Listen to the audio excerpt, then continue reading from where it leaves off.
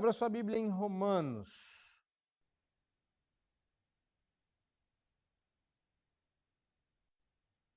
Capítulo 14. Nós vamos ler a parte final deste capítulo. Romanos 14, do verso 13 ao 23.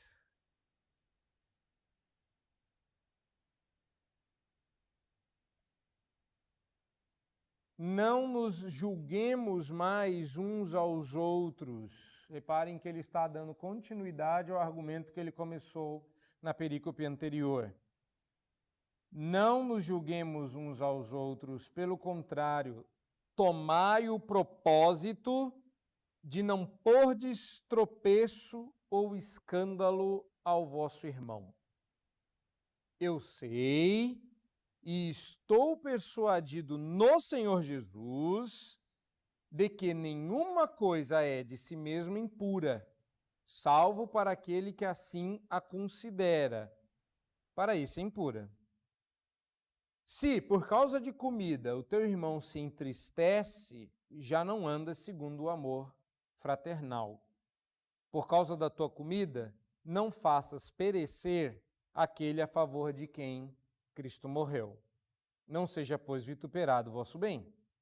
Porque o reino de Deus não é comida nem bebida, mas justiça e paz e alegria no Espírito Santo.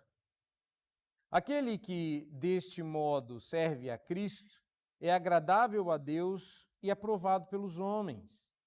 Assim, pois, seguimos as coisas da paz e também as da edificação de uns para com os outros. Não destruas a obra de Deus por causa da comida.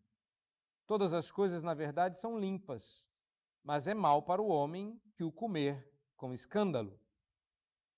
É bom não comer carne, nem beber vinho, nem fazer qualquer outra coisa com que teu irmão venha a tropeçar, ou se ofender, ou se enfraquecer. A fé que tens, tem-na para ti mesmo perante Deus. Bem-aventurado é aquele que não se condena naquilo que aprova, mas aquele que tem dúvidas é condenado se comer, porque o que faz não provém de fé, e tudo o que não provém de fé é pecado. Hoje, você vai aprender a lidar com essas questões que são tangenciais. Palavra técnica para isso na teologia a gente chama de questões adiáforas, que não são essenciais e que eu chamei na última vez de questões periféricas. O que é uma questão periférica? São as questões que a gente adora arrumar confusão no reino de Deus. Veja bem, praticamente todas as brigas que a gente tem, exceto aquelas doutrinárias essenciais, essas não. As doutrinárias essenciais dividem crentes e incrédulos. Quando uma igreja diz que certo conjunto de crenças não é essencial, esse povo é nosso irmão. Mas quando esse conjunto de crenças toca na essência, a gente considera como seita, a gente considera como herege. Paulo não está falando desse grupo. Paulo está falando daquele grupo que, por mais que a gente não consiga concordar, ou que eles não consigam concordar conosco, ou que a gente não consiga chegar num acordo, é irmão. Inclusive, afirmei no domingo passado, ou na última vez, no sermão anterior, que a fraqueza não era incompatível com a piedade. E, mais uma vez, Paulo vai dizer isso aqui, porque você deixa de fazer ou faz diante de Deus ou para Deus. Paulo repete várias vezes, inclusive incluindo todas as pessoas da Trindade nesse texto. Não sei se vocês já repararam nisso. Paulo menciona o Pai, Paulo menciona Cristo Jesus e Paulo menciona o Espírito Santo. Então, por mais que pareça uma questão trivial, não confundir questões triviais com questões periféricas. Questão trivial não tem peso, periférica sim, a gente até briga, não devia. Entretanto, nunca separar entre ser ou não ser irmão. Eu quero dizer isso, com isso. Um arminiano está errado, porque é um irmão fraco, mas é um irmão. E às vezes a gente trata como se fosse ímpio. Não é. E eu digo isso porque me custou alguns anos para entender isso. Percebe? Mas tem mais. Mesmo entre o grupo dos somos da mesma igreja, quer lá, quer cá, nós arrumamos confusão com certas coisas. Como, por exemplo, estava na moda, alguns anos atrás, descobrir o que os donos das grandes empresas faziam com a sua religião privada. E aí o pessoal começou a descobrir que a maionese não era de Deus porque ela vinha do inferno, ela era Hellmann's. Né? Se eu queria estar brincando. Aí você descobre que não pode mais usar a fralda Pampers, porque as fraldas foram oferecidas para algum deus. Eu queria saber qual deus usa a fralda. Descartável. E por aí vai. Mas a gente tem as nossas próprias briguinhas mais sérias, como beber ou não bebida alcoólica. Ah, agora começou a doer, né? Porque enquanto todo mundo sabe que pode usar a fralda Pampers, está ótimo. Pode beber cerveja? Depende. Vinho. Porque também tem as categorias de pecado dentro do pecado, não é? Cerveja é só para um tipo de crente, vinho é para outro, e tem aquele crente elegante que bebe um Scotch 1982 sem gelo, não é? Se você faz isso, a gente precisa conversar. E por aí vai, a gente começa a ter problemas de escândalo com algumas coisas que são absolutamente periféricas. E a melhor coisa disso é, você vai descobrir que você tem mais liberdade do que usufrui. As amarras que te seguram são suas, não de Deus. O problema não está aí, necessariamente. Não quer usufruir da sua liberdade? Você, inclusive, é livre para isso. Mas você não pode restringir a liberdade dos outros a partir das suas amarras. Mas como é que a gente faz para resolver quando essas duas consciências se encontram? É sobre isso que nós vamos falar.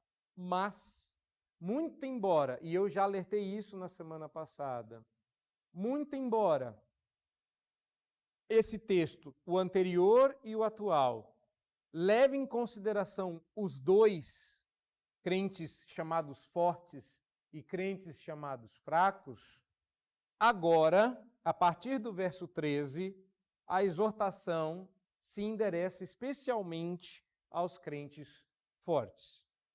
Então, a primeira coisa que você tem que ter em mente é que, se em algum momento você é forte ou em alguma área você é forte, então agora você se encaixa. Não quer dizer que você é uma categoria superior de crente, porque existe uma exortação especial para o crente que se julga forte. Mas aqui não é uma questão de orgulho, não é uma questão de eu acho que sou forte. A questão a que Paulo está tratando aqui é que, de fato, você é forte se você for um crente que usufrui conscientemente da liberdade que há em Cristo. Paulo era um crente forte. E vocês vão ver que sim. Inclusive com argumentos bastante pesados e convincentes. Bom, mas vai ser mencionado o crente fraco aqui e ali, mas agora ele não é o foco, ainda que ele apareça no texto para fazer a contrabalança. Por isso, hoje, eu quero falar para vocês sobre a meta do crente forte. E é como vocês já sabem, que agora já entrou para a cultura popular. Quando a gente fala a palavra meta, o que é que vem à sua cabeça? E isso não deixa de ser verdade aqui. Não escandalizar é a meta do crente forte. E quando você cumprir a meta, a gente vai dobrar a meta. Porque sempre vão ter outros irmãos. Sempre vai haver um crente fraco entrando na igreja. Esse negócio nunca vai acabar. Deus queira que a gente dobre a meta. Martinho Lutero escreveu várias coisas sobre esse assunto, porque ao que tudo indica, ele, mesmo quando ele escreveu as 95 teses e se tornou um dos principais promotores da reforma, ele nunca julgou que ele fosse incrédulo antes, mas um crente muito, muito, muito fraco. E à medida que ele foi amadurecendo, ele foi escrevendo algumas coisas sobre essa liberdade que a gente deveria ter, ao ponto que ele usufruiu plenamente da liberdade cristã. Em alguns momentos isso escandalizou e levou outros a pecar. Inclusive com um incidente em particular, quando os irmãos que ouviram o sermão entenderam muito literalmente o que ele disse e acabaram vandalizando uma igreja. E ele disse, não, vocês entenderam errado, a liberdade não pode ser usada para isso. Mas ele escreveu que o cristão é o mais livre senhor de todos, não sujeito a ninguém. E ele está certo. Mas o cristão é o mais dócil servo de todos, sujeito a todos. Vou reler. O cristão é o mais livre senhor de todos, pois não está sujeito a ninguém. Olha que coisa boa, se você é crente, ninguém manda em você. E tinha um capelão, tinha porque ainda tem, mas ele está internado agora para uma cirurgia, ainda muito doentinho. Mas tem um capelão lá no Mackenzie, que é amigo nosso, inclusive do presbitério que deu origem ao nosso aqui, Reverendo Jorge, ele sempre dizia assim, eu faço o que eu quero. E todo mundo ficava escandalizado. O problema é que ele tem razão, crente livre faz... Ninguém manda em você. Ninguém. Você é livre em Cristo. Ninguém pode dar uma palavra, só Jesus. Então, se um governante disser, faça isso, isso contrariar a lei de Deus, importa obedecer a Deus do que aos homens. Você é o mais livre de todos os homens. Não existe autoridade nesse mundo que é última na sua vida. Entretanto, não precisa nem ser uma autoridade para mandar em você. Se for uma pessoa qualquer, daquelas mais humildes, e ela se escandalizar com o seu comportamento, é obrigado a sentir e mudar a rota da sua atitude, porque não é só o homem mais livre da terra, mas o cristão é o mais dócil servo de todos, por estar sujeito a todos. E a pergunta é, como é que eu vou fazer então para equalizar isso? Como é que funciona na prática? Vamos olhar para o texto e ver como é que a gente estabelece essa meta. Mas antes, entenda como é que Paulo está fazendo isso. Paulo havia afirmado inflexivelmente a liberdade do cristão e agora ele põe-se a demonstrar como é que se pode e como é que se deve estabelecer-se limites voluntários a essa liberdade. Veja bem, Paulo, e vocês sabem disso, quer dizer, sabem / deveriam saber, que quando a gente começou, nem todos vocês estavam no começo, mas está no nosso canal, vocês podem olhar lá, ou na verdade, no caso, ouvir as mensagens que foram pregadas a Filemon. Paulo, quando escreveu a Filemon, contexto da carta aos Colossenses, ele disse, eu podia cobrar de você que você fizesse. Eu tenho autoridade para fazer isso. Tudo indica que eu tenha poder e direitos, mas se eu fizer isso e exercer esse poder, você não vai exercer a sua liberdade, meu caro. E você precisa amadurecer. Então, muito embora eu possa ordenar, eu vou pedir. Como um irmão em cadeias, receba onésimo, como se fora eu. Percebe? Paulo podia chegar aqui agora e dizer assim, você é apóstolo? Eu sou. Você já viu Jesus? Não? Eu já. Você tem autoridade? Não? Eu tenho. Eu vou dar uma ordem. E ele faz isso em determinados contextos. Mas quando ele apela para a nossa consciência, É porque Paulo quer que você estabeleça limites à sua liberdade, mas não faça isso constrangido, senão pelo amor de Deus. Então, cuidado quando você usar essa expressão, porque ela deveria ser assaz preciosa para nós. Pelo amor de Deus, porque o amor desceu do céu em santa habitação. Então, cuidado quando você usar essa expressão. O amor de Deus nos constrange. Então, quando você usar essa expressão, tome cuidado, ela não é apenas uma expressão idiomática, ela deveria ser uma expressão eclesiástica.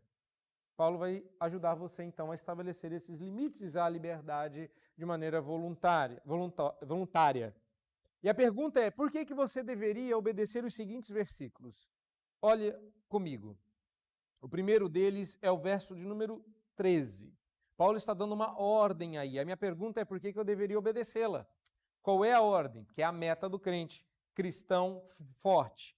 Não nos julguemos mais uns aos outros, pelo contrário, tomai o propósito de não pôr de tropeço ou escândalo ao vosso irmão. Aí, crente pode fazer propósito? Sim, esse aqui. E é curioso como os crentes mais avivados, que acreditam que podem fazer propósito com Deus, eu estou fazendo um propósito.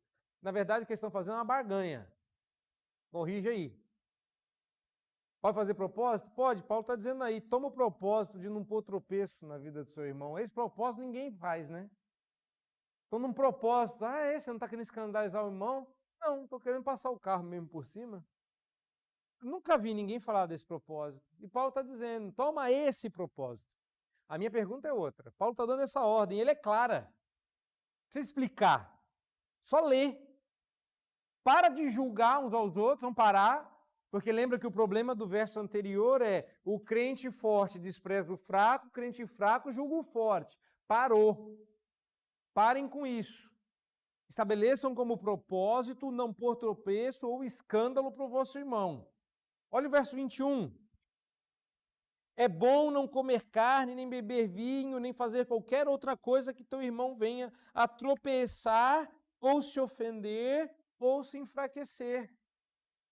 A minha pergunta é, por que eu deveria estabelecer para a minha vida a meta, que eu troquei por meta só porque somos brasileiros, porque, né, nós temos agora enraizado na nossa cultura o dobro da meta, entrou para o nosso DNA, mas eu passei a pensar, por que eu tenho que estabelecer isso como propósito? Por que eu tenho que se tornar a minha meta não escandalizar meu irmão?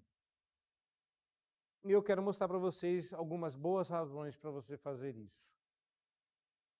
Por que eu deveria voluntariamente abrir mão da minha liberdade? Eu quero mostrar algumas boas razões para você fazer isso. E a primeira delas é que, apesar de todas as coisas serem puras, elas deixam de ser se forem consideradas impuras. Essa é a primeira razão. Mas tudo é puro? Tudo. Do tipo ação de graças? É. E aí eu posso até explicar questões ligadas à comida, que é só um detalhe bônus. Toda vez que você for se alimentar, comida ou bebida, olhe bem para o que você está comendo, pense bem no que está no seu prato, e se você for capaz de dar graças, aí você pode comer. Tem coisas pelas quais eu não consigo dar graças, por mais incrível que seja o hambúrguer. Só vai pegar quem souber que o hambúrguer que recebe esse nome não é feito de carne. Hambúrguer feito de mato é pecado. Não é brincadeira. Quem gosta de comer mato tem que comer in natura. Hambúrguer é de crente forte. Está escrito aqui, ó, os fracos que comem legumes, verso 2. Quer comer legume amassado? Se vira no seu universo. Mas brincadeira à parte, pensa bem no que a gente está falando aqui. Tem coisas que são impuras, puras até que sejam consideradas impuras. E Paulo não está dizendo isso com respeito à sua consciência. Olha o verso 14. Eu sei e estou persuadido no Senhor Jesus. Por quê? Porque lá nos evangelhos, especialmente em Marcos, se você reparar no relato mais longo deste episódio, Jesus vai falar que aquilo que contamina o homem não é o que entra na sua boca, mas o que sai. De modo que, se você der graças a Deus e receber com ações de graças, nada é impuro. Isso Paulo repete aos Coríntios. Quando Paulo chega aos Romanos e diz, eu estou convencido pelo Senhor Jesus, que também é uma tradução possível, ele está dizendo que ele foi convencido. Reparem que isso já é um resquício de que ele sabe, ou seja, está dando uma pista aqui, que tem crentes que ainda não foram convencidos pelo Senhor Jesus do assunto. Como, por exemplo, Pedro, o apóstolo, que não se viu convencido facilmente. As restrições dietéticas dos judeus eram rigorosíssimas e até que Cristo viesse, eram sinais de piedade, ao ponto de que você colocava sua vida em risco se você decidisse firmemente não se contaminar com as iguarias oferecidas. Então, foi muito difícil conceber que, a partir de agora, nós poderíamos comer bacon. Pedro lutou com isso. E Pedro, num primeiro momento, fingiu, ele aceitou sem aceitar. Porque quando Pedro estava em um ambiente gentílico e as pessoas ofereciam um leitãozinho à pururuca, ele aceitava. Porque Pedro não era doido. Ele era crente.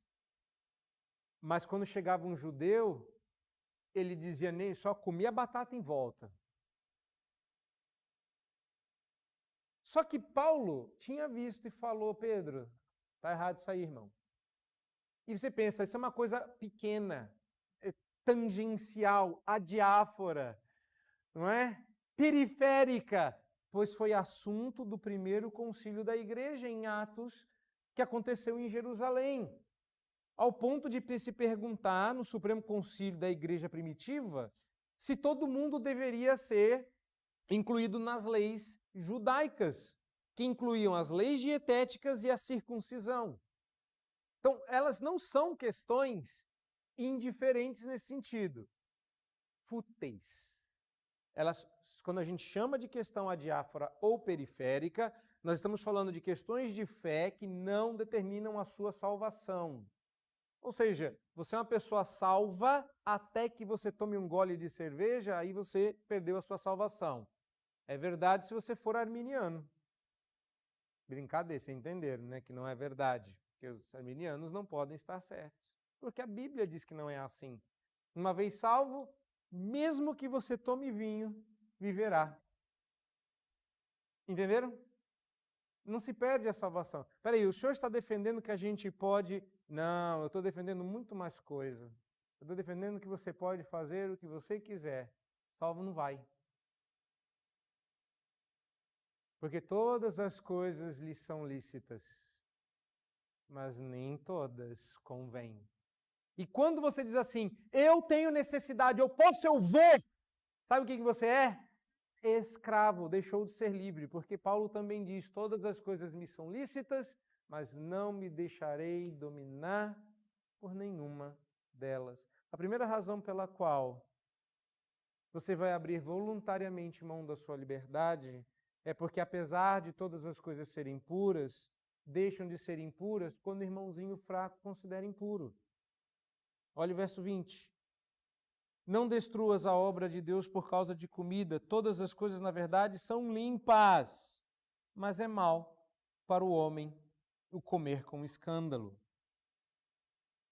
Quando no verso 14 Paulo disse que ele sabe, está persuadido no Senhor, que nenhuma coisa é em si mesma impura, ele imediatamente acrescenta, salvo para aquele que assim considera. Reparem, no caso deles, a comida ou bebida não era impura, mas pastor, se no caso não é de Romanos, mas pensa no contexto de Corinto, isso aqui é resto de carne que foi oferecido no templo. É puro. Como pode ser puro? Foi oferecido para São Cosme e Damião. Não, esse é outro Deus. Como pode ser? Percebe? Você deu graças? É que não dá para dar graças para aqueles docinhos, é tudo muito ruim. Mas se você conseguir dar graças e você receber isso, Coram deu, pode comer. Eu sei que isso escandaliza. Mas a pergunta é impuro em si mesmo? Paulo diz, não. Mas se alguém que você conhece considera impuro, você não vai comer. Você vai abrir mão. Uma atividade pode não ser necessariamente e inerentemente impura ou pecaminosa, mas passará a ser indo contra a consciência que concebe a questão tal qual. Se você pratica aquilo que você sabe que não é impuro, mas você também sabe que alguém considera impuro ou pecaminoso, passou a ser, porque é um crime de consciência. O mesmo Lutero que escreveu que você é livre plenamente e escravo de todos, é aquele que diante da Worms, que era uma espécie de sínodo, disse: eu não vou pecar contra a minha consciência, porque isso não é seguro. Não se deve fazer isso, não se deve ferir a própria consciência. E Paulo está dizendo, nem a do seu irmão. Paulo diz que essas atividades são todas feitas coram Deo, diante da face de Deus. Mas você precisa crescer, meu querido. Você precisa amadurecer, você precisa vencer a sua fraqueza com o exercício da fé. Então me permita dizer que Paulo, ele sabe. Veja bem, olha o verso 14. Eu sei e estou persuadido no Senhor. Sabe o que ele está dizendo? A teologia do forte está correta. Eu concordo com ele. Não está errado. Nada é impuro se recebido com ações de graças. Hoje é o dia do escândalo, né? Então vamos escandalizar. Imagine que você resolva, não estou sugerindo, mas imagine que você resolva ter a sua lua de mel na Bahia. É uma excelente sugestão, by the way. E aí você está passeando pelo Pelourinho e você sempre quis comer um acarajé original. Aí você vê um acarajé original, você olha para o seu bolso e fala, não é que tenho para pagar? Tudo é propício. Só que a sua consciência te acusa. Aquela senhora com aquela roupa, com aqueles colares, come não. Porque deve ter sido oferecido para algum orixá. Você fala, que droga. Mas se você fosse um crente forte, você diria assim, eu não sei qual é a sua religião, porque o Deus que você adora não existe. Passa o acarajé para cá, que eu vou orar para o Deus que existe. E o Deus que vai receber a minha gratidão e abençoar esse alimento. E eu recomendo que você ponha pouca pimenta, porque lá na Bahia eles pegam pesado. Percebeu? É difícil, não é? Alguns de vocês falaram, gostei da ideia, deu até vontade de comer acarajé. Outros disseram, esse pastor é doido. Ele fala como que se ele tivesse comido acarajé, não pode. Depende. Você é de que time? Do fraco ou do forte? Paulo está dizendo que você devia crescer. A teologia está certa. Mas se você souber de alguém que tem problemas com isso e você sabe que pode, não faça. Porque às vezes nem precisa ser oferecido para um Deus. Basta ser da Helmas. Às vezes o negócio é muito mais simples. Às vezes a coisa é muito pior, do tipo, você comprou de tal lugar, você fez tal coisa, você pensa tal doutrina, e esse é o problema. Esse é o grande dilema, quando as duas consciências se juntam, se encontram, é a consciência do mais fraco que limita. E você não vai fazer isso porque ele é o seu limite. Você vai se rebaixar como um adulto que se assenta com a criança na altura da criança e fala do jeito de criança para a criança entender. E não é do jeito como eu faço aqui, às vezes. Às vezes sim, às vezes não. Porque se eu fizer também, vocês vão ficar encarnando. Mas é como você faria com o seu bebê. Porque você não diz para o seu filho, olha, segundo a confissão de fé e o primeiro de questão de Heidelberg, você fala mais mastigado. É melhor não comer. É evidente que o verso 14 faz uma alusão às questões cerimoniais e culturais, mas não morais. Pois Paulo deixa isso bem claro. Olha lá, que alguns dos nossos pensamentos, palavras e ações não são, nesse caso, maus. Mas em todos os outros, Paulo já tinha deixado que sim. Tem coisa que é ruim mesmo. E o problema está no discernimento. Isso aqui é mal, isso aqui não é. E a gente tem que levar em consideração mais pessoas, inclusive questões de ordem cultural. O paradoxo com o qual o crente forte se depara é que alguns alimentos, algumas coisas, algumas atitudes, algumas festas, algumas circunstâncias serão ao mesmo tempo puras e impuras. Por um lado, os fortes estão convictos de que tudo é puro, no caso aqui, os alimentos. E por outro lado, os fracos têm a mesma convicção de que não é. Como é que os fortes devem agir quando as duas consciências se encontram? A resposta de Paulo é ambígua. Em que sentido? Embora os fortes estejam certos, e ele compartilha da convicção dos fortes, não só em Romanos, mas também em Corinto e em outros lugares, e ele diz que quem endossa essa posição é o próprio Senhor Jesus. Vocês viram 14? Ele diz: os fortes não podem atropelar os escrúpulos dos fracos, impondo o seu ponto de vista. Pelo contrário, em deferência à consciência do irmão mais fraco, mesmo que ela esteja equivocada, devem condescender e não violentá-la e levá-los a violar a própria consciência. Mas a gente não faz isso. A gente dá uma zombada e diz: para com isso, toma aí. Toma, vê, tá vendo? Nem morreu, nem matou. Você não perdeu a salvação. A gente viola a consciência do fraco. Para com isso, que bobeira. Eu me lembro quando aconteceu comigo. É claro que eu não vou expor a pessoa, a situação, nem a questão. Até porque, mesmo que eu fizesse, vocês não saberiam quem é, mas diante de Deus eu não vou fazer, porque isso aconteceu na África do Sul.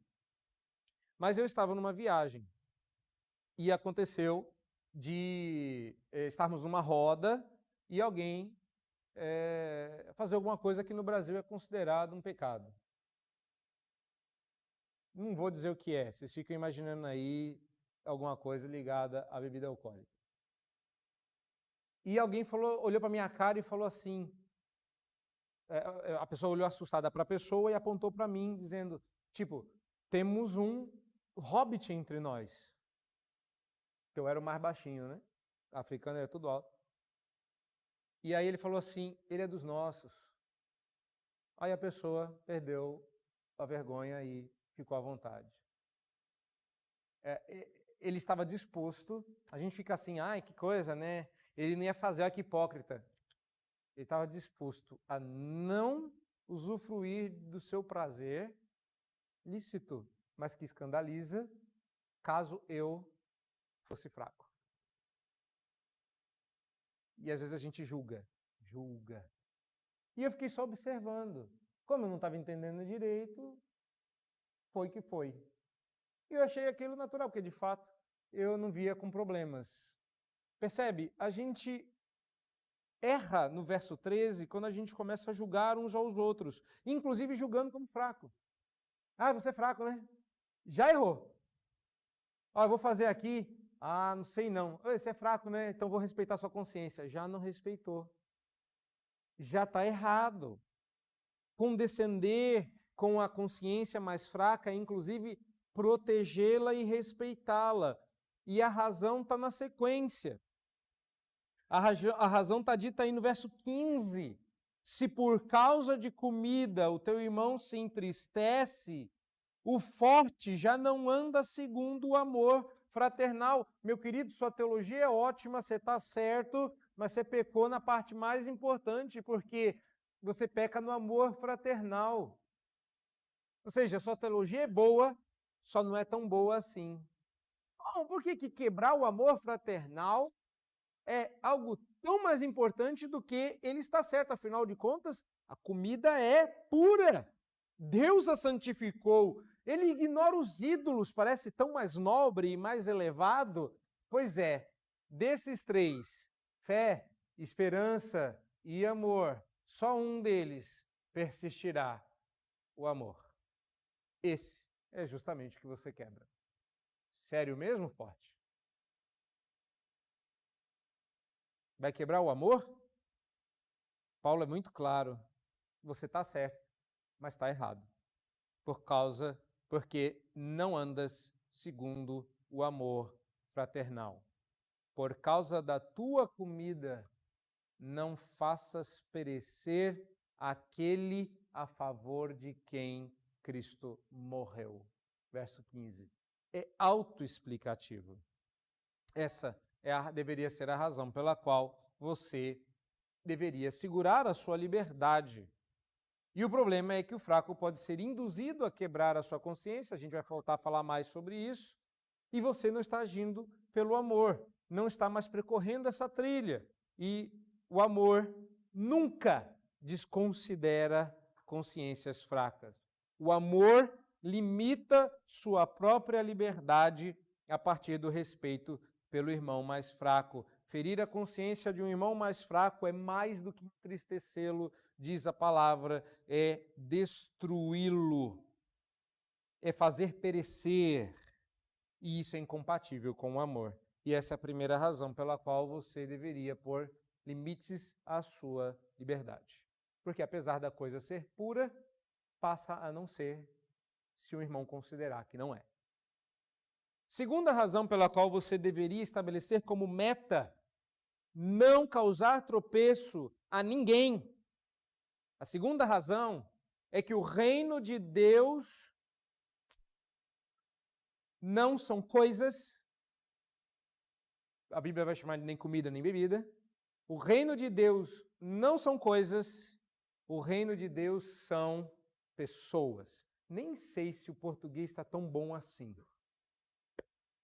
mas ficou desse jeito. O reino de Deus é feito de gente e não de coisas. Vamos lá, vamos escandalizar, que hoje é o dia para isso. O reino de Deus não é feito de cerimônia, é feito de pessoas. O reino de Deus não é feito de matéria física do sentido de cadeira, mesa, parede. O reino de Deus é gente, é pessoas. Eu me lembro quando a igreja que eu era membro trocou de pastor e o pastor recém-chegado começou a fazer algumas mudanças, detalhes. E tem coisas que em igrejas mais tradicionais você não pode fazer. Vou dar um exemplo: trocar o piano de lado. Não pode. Imagine que você está vindo aqui todos os domingos e de repente um dia você vê que os violões saíram daqui e foram para cá. E você vai dizer, não pode. Não pode, está errado. E você vai, pastor, isso está esquisito. Teve até um dia que eu preguei sem púlpito. Não dá uma sensação de que algo errado estava acontecendo? Qualquer dia desses eu vou vir pregar sem terno e você não pode. Eu sei também que meu coleguinha pecou quando ele tentou dar uma lição de moral, porque a gente entende as regras. Eu posso pregar basicamente do jeito que eu quiser, de camisa do Mickey a terno. A pergunta não é se eu posso fazer isso porque eu sou livre, a pergunta é se isso vai servir ao propósito da mensagem. E não estou dizendo que é forte quem prega de Mickey, não. Estou dizendo que é imaturo. Entenda. Eu tive um coleguinha que foi reprovado porque esqueceu de ir bem vestido na pregação. E o professor pediu, quando você for pregar da próxima vez, retire os apetrechos e pregue com a cara mais limpa e com uma roupa mais bem feitinho. Aí ele apareceu todo bonito na pregação, ele reprovou umas 4 vezes. Aí ele apareceu todo bem bonito lá, e aí ele falou, fez todo o culto bonitinho, chegou agora, meus irmãos, é a hora da pregação. Tirou o terno, pôs no púlpito, sentou e falou, prega aí, terno. Eu quero ver o terno pregar sem mim. Foi reprovado. E por incrível que pareça, isso aconteceu num seminário muito conservador. Pois é. Eventualmente ele deixou de ser presbiteriano, eventualmente deixou até de ser crente. A gente desconfia que ele nunca foi. Mas percebe? Isso não é ser forte. Isso não é ser forte. Uma pessoa forte sabe que o reino de Deus é gente. Não é regra. Não é lei. Não é cerimônia. Que quando Deus mandou Cristo Jesus, seu Filho amado, ao mundo, Ele mandou para salvar pessoas. Lembra que eu falei do pastor lá que mudou o piano de lugar? Eu lembro que o pessoal ficou muito escandalizado com algumas coisas e ele veio a público dizer por que ele estava fazendo as mudanças. Eu nunca esqueci a frase que ele disse. Ele disse, olhem bem para essas paredes, olhem bem para essas construções. E era realmente um templo muito bonito. E a gente já havia ouvido as histórias da construção daquele templo por causa do pastor anterior. Então, toda vez que alguém mandava a gente olhar, eu aproveitava para admirar os lustres, as janelas, o desenho da arquitetura. Eu falei, lá vem uma boa lição. Ele falou, tudo isso serve ao propósito de abençoar pessoas. No momento em que as pessoas não forem abençoadas por essas paredes, nós devemos abrir mão delas por causa das pessoas. Não valorizem as coisas mais do que as pessoas. Aí você fala, mas a comida e a bebida, por causa da tua comida, verso 15, não façais perecer aquele a favor de quem Cristo morreu. Não seja, pois, vituperado o vosso bem, porque o reino de Deus não é comida nem bebida, mas virtudes espirituais no Espírito Santo, justiça, paz, alegria. E não somente isso, Paulo diz que a gente vai viver conforme essas verdades. A exortação dirigida aos fortes é que eles não sejam causa de grave desfalecimento, fundamentados em boa doutrina. Esse é o problema. Às vezes a gente usa boa doutrina para bater nos outros, como eu costumo dizer a vocês. A verdade é firme e rija como um bastão de beisebol. Quando usada para o mal, dá uma surra, porque você pode usar esse bastão para bater em alguém. A verdade não vai ser inflexível. A pergunta é se ela se presta a isso, se um bastão de beisebol se presta para bater nos outros. A verdade pode ser usada para machucar os outros, ela não deixará de ser verdade. Você é que está fazendo mau uso dela. E o que Paulo está dizendo aqui é que o reino de Deus não é coisa, não é cerimônia, não é comida, não é bebida. Quando Jesus falou, vocês têm que beber meu sangue, comer a minha carne, sabe o que eles fizeram? Foram literais. Ei, você é doido? E assim pega o literal que não interessa, né? Eu sou o pão que desceu do céu. Aí, como é que é isso, né? O Jesus, filho do Zé? Como é que ele disse que desceu do céu? Vi ele nascer. Brincou com meu menino. Me desceu do céu. E aí a pergunta é, ele dizer que é o pão, tá tudo bem. Que estranhou que ele desceu do céu. É como eu digo para as minhas filhas, né? Às vezes elas estão assistindo algum anime, eu sento e começo a falar assim, o que está acontecendo com esse personagem? Por que ele está agindo assim? Aí ela fala, o fato de ele ser um urso te chama atenção. É só o comportamento dele. É a mesma coisa, às vezes a gente olha, aí Jesus vira e fala, vocês têm que comer o meu sangue, beber o meu sangue, comer a minha carne. Fala, comer a carne? Como é que a gente vai comer a carne nele? Que esquisito. Claro, porque o reino de Deus não é isso. O que eles não estavam enxergando é o reino de Deus nessas coisas.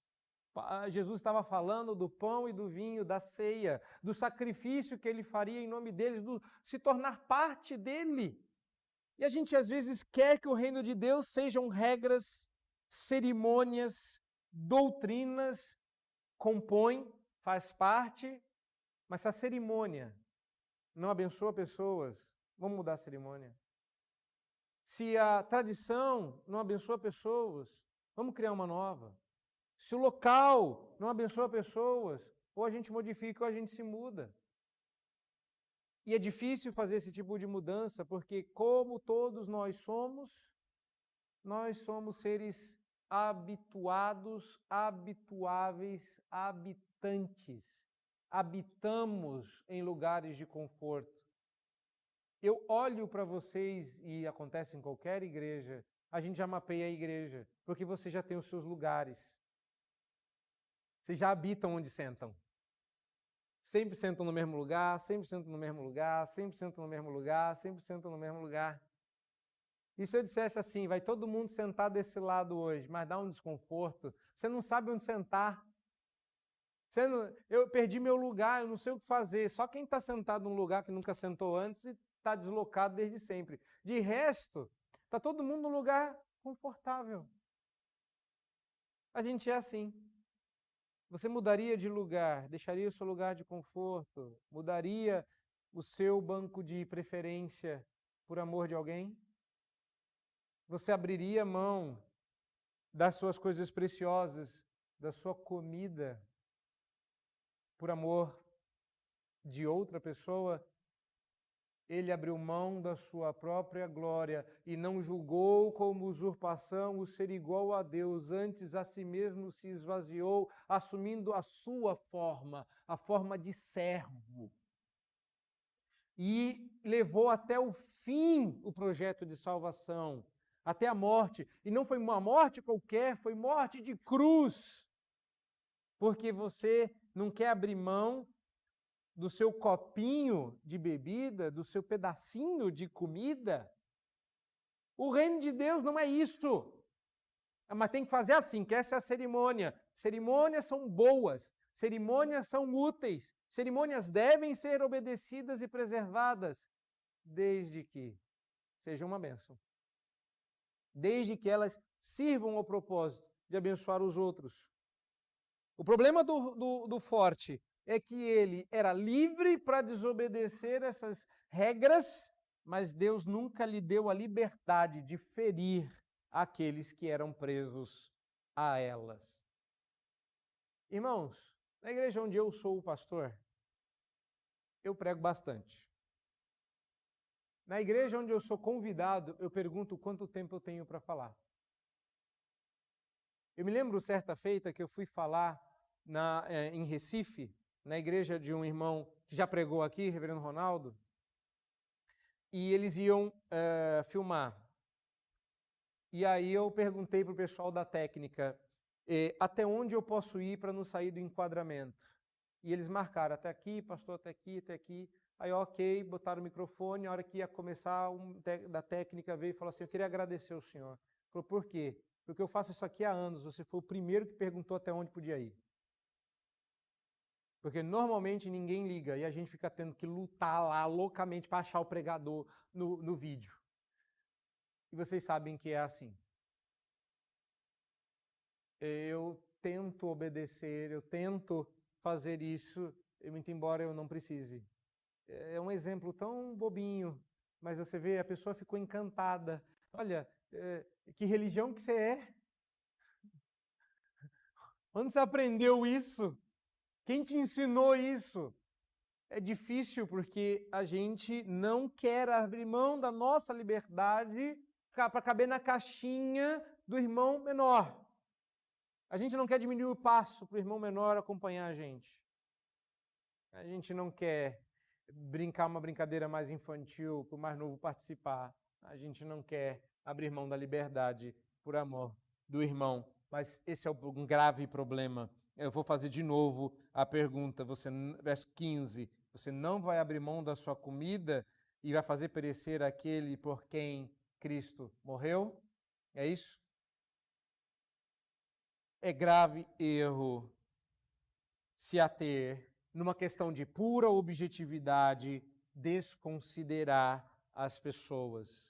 E está cheio de teólogo de internet, pastores jovens que não são ordenados por ninguém, a não ser pelo ministério do Facebook ou pela santa unção do Instagram, que são muito bons objetivamente falando das doutrinas, mas ligam a mínima para as pessoas. Sempre que o forte insiste em usar sua liberdade para comer o que quiser, nem que seja às expensas do bem-estar do fraco, diz a Bíblia que ele está incorrendo em uma falha grave de desproporção. Ele está superestimando a importância da comida e subestimando a importância do reino de Deus. Não é pouca coisa. O reino de Deus não é comida nem bebida, mas justiça, paz e alegria no Espírito Santo. Verso 17.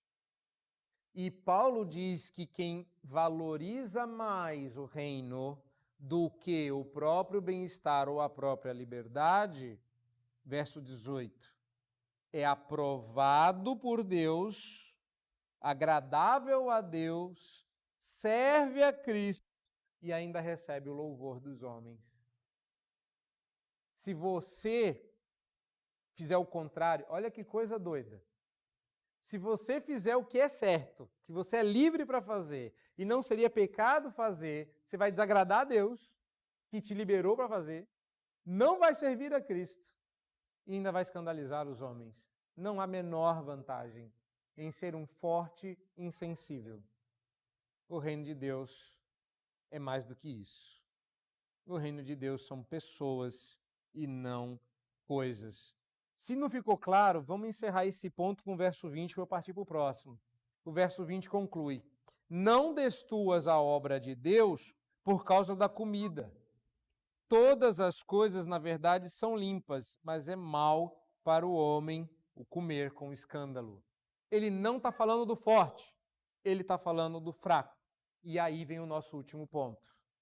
Por que eu deveria abrir mão voluntariamente da minha liberdade? Por que eu deveria estabelecer como método não me tornar uma causa de tropeço ou escândalo para o irmãozinho mais fraco que devia ser forte como eu? Porque a sua liberdade pode induzir outro a pecar. E isso é muito grave. Você não pode induzir o outro a pecar. Os fortes têm uma responsabilidade especial, porque seu exemplo pode conduzir um irmão a imitá-lo, porque este é o princípio do crescimento. A gente já começa a ver em crianças pequenas, e vocês vão reparar isso, os que têm filhos mais novos, e quando vocês tiverem os seus, vocês vão reparar, eles tenderão a imitar os mais velhos. Qual vocês faziam com seus irmãos? E quem criou filhos sabe que é assim que funciona. Eles imitam. Está tudo certo. E essa é a responsabilidade do mais velho. Minha mãe cansava de dizer isso. Você tem que se conter, porque seus irmãos querem te seguir. Mas eles não conseguem. Aí o que eu fazia? Eu escalava a janela, no Rio de Janeiro, quando a gente morava lá. Rio de Janeiro, gente. Tinham grades nas janelas. Então eu escalava as grades das janelas e subia no telhado. Isso um pouco mais novo do que a Riane. Então foi entre os meus 7 e 10 anos. Então imagina que você sai no quintal para ver se seu filho de 8 anos está brincando no quintal e ele está pendurado no telhado fugindo dos seus irmãos mais novos. Não é? Inclusive eu vou usar o termo mais apropriado para isso porque era um erro. E começou a dar ruim quando os meus irmãos resolveram me imitar. Vocês já sabem o que acontece com eles e comigo. Eles se machucam e eu sou corrigido. Porque estava errado. E eu sempre pensei assim, mas por que eles querem me imitar? Viva a sua vida, deixa eu viver a minha. E Paulo está dizendo, imitar é bom, é o princípio do aprendizado. Você que está errado. Porque quando você faz alguma coisa que seu irmão não dá conta de fazer, você não ensinou, você não esperou, você pode conduzi-lo ao pecado. Porque quando o seu irmão mais fraco te imita naquilo que você está fazendo, sem uma convicção sólida, tal macaquice é uma fraqueza. Porque papagaio não fala, papagaio imita. Macaco não faz, macaco imita. E imitação sem consciência é animalesco. Deus não quer, Deus não gosta, Deus não aprova. Então você, fraco, não imita se você tiver dúvidas. Por quê? Porque feliz mesmo, olha o verso 22, é aquele que não se condena naquilo que aprova. E Paulo não está dando isso como ordem, Paulo está apenas constatando que o forte está certo. Vamos dar uma olhada? Olha só o verso 21, quando ele fala do amor. É bom não comer carne, nem beber vinho, nem fazer qualquer outra coisa com que teu irmão venha a tropeçar.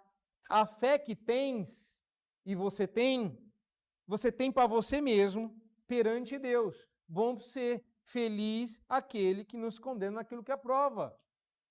Se você não tem peso na consciência de fazer o que é certo, do que você é livre, e você não se condena nisso, você é uma pessoa bem-aventurada. Tudo bem. Mas, olha o verso 23.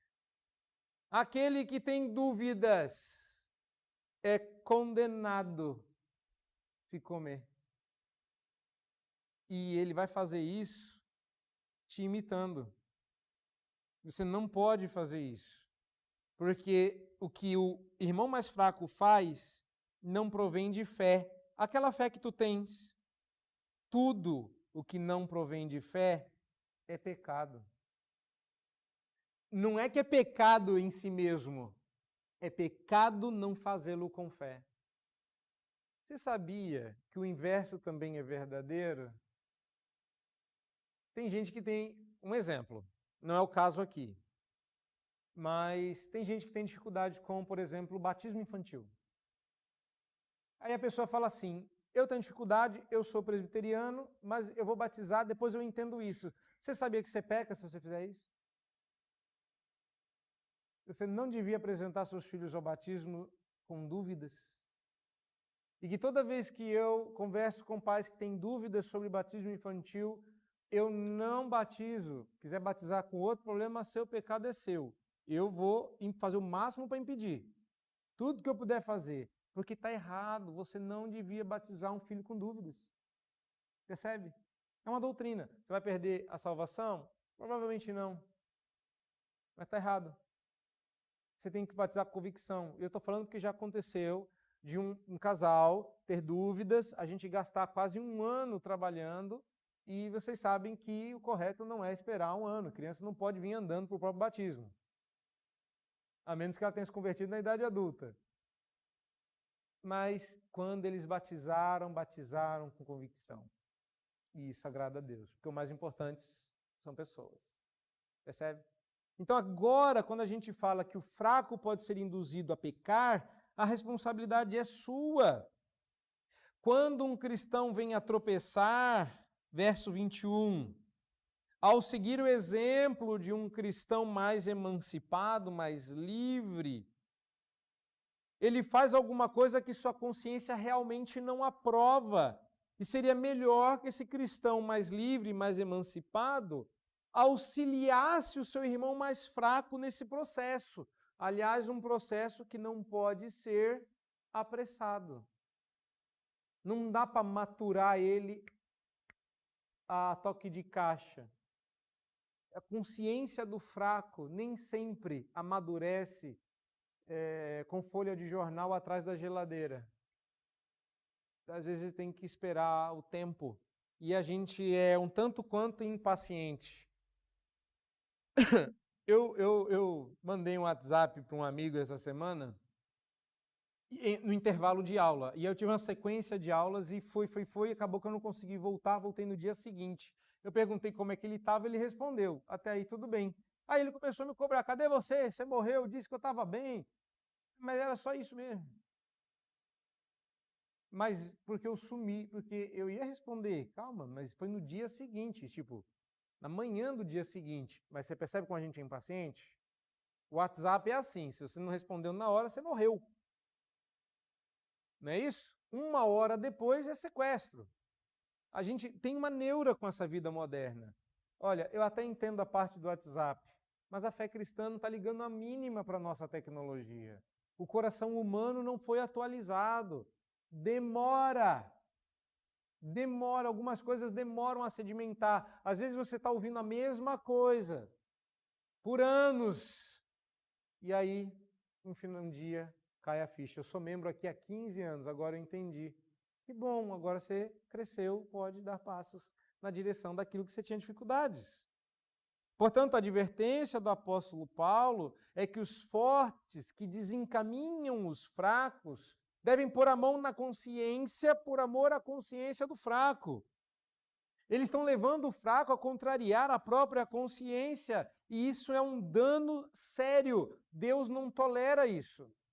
O Senhor Jesus diz que quando você cuida de um pequenino, você faz isso para ele.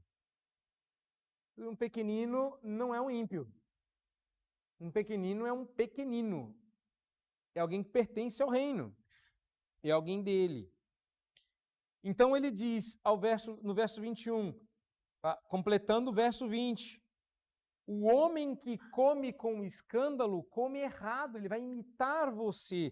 Mas pastor, não seria melhor você bater no fraco e dizer para ele, fraco, não faça isso? Claro, é o que todo pai diz, não é para imitar seu irmão fazendo essas coisas que você não tem idade. E sabe o que ele vai fazer? Vai imitar. Sabe por quê? Ele é pequeno. Ele é novo. Porque ele é imaturo. Mas ele está errado. É verdade. Mas tem alguém maduro. Tem alguém que já é grande. Essa semana, além de me preparar para o sermão, eu tive que me preparar para falar aos pais. E me deparei com uma carta que a pessoa estava contando do exemplo do pai dele. O pai dele lutou na guerra do Vietnã. E ele estava contando das cartas que o pai dele mandava para ele quando ele tinha 12 anos. E aí ele tinha desobedecido a mãe naquela semana e a mãe disse que o corrigiu. E aí ele mandou, foram várias cartas, eu mencionei uma delas ontem, vou mencionar uma para vocês hoje. Ele contou vários episódios e esses episódios estão na minha cabeça que são muito comoventes. E ele disse exatamente isso. Ele disse, você está dando um mau exemplo para os seus irmãos, você é o mais velho. Eu deixei você aí para cuidar da casa. E aí na carta ele chama a atenção dele dizendo, seus irmãos estão errados. E é exatamente isso que nós estamos tratando. Seus irmãos estão errados, eles não deviam fazer, eles não deviam tentar, eles são imaturos. Mas aí ele vem no ponto-chave. Mas você, a expressão é gostosa, né? Mas você já é grandinho. Repare, ele não está dizendo que vocês são adultos. Não se empolga não, crente forte. Mas é como se Deus estivesse através do apóstolo Paulo dizendo para você, crente mais forte, você já é grandinho. Você já tem 12 anos. Você já devia estar se comportando melhor para não dar trabalho para sua mãe. E ele disse, aquilo impactou tanto a minha vida. Ainda que ele, na sua imaturidade, tenha falhado muitas vezes, ele se pôs o propósito de não mais causar tantos problemas para a mãe e para os irmãos. Hoje, por mais pesado que isso seja e por mais que as pancadas tenham sido distribuídas ao Léo, eu acho que você tem que ouvir essa mensagem como aquele pai escreveu para o seu menino. Meus filhos, vocês já são grandinhos. Não faz os mais novos pecar, não. Papai está longe, eu não posso acudir, eu ponto com vocês. É isso que Paulo está dizendo para os romanos. Não façam os mais novos pecar. Vocês já são grandinhos demais para isso. Eu posso chamar a atenção quanto eu quiser. Eles são imaturos demais para entender, mas você me entende. Você vai entender. Você tem capacidade de se conter. Faça. E isso faz você dar, inclusive, mais passos em direção à maturidade. Meus irmãos, é a carta de Paulo aos Romanos. E quando a gente pensa que acabou, tem um pouco mais. Chega de falar desse negócio de crente forte, crente nem pensar. O capítulo 15 já começa com: ora, nós que somos fortes, então ainda temos mais uma mensagem sobre o assunto. Venham preparados, todos que são fracos e fortes, para que a gente continue caminhando rumo à maturidade em Cristo Jesus. Que Deus assim nos abençoe. Amém.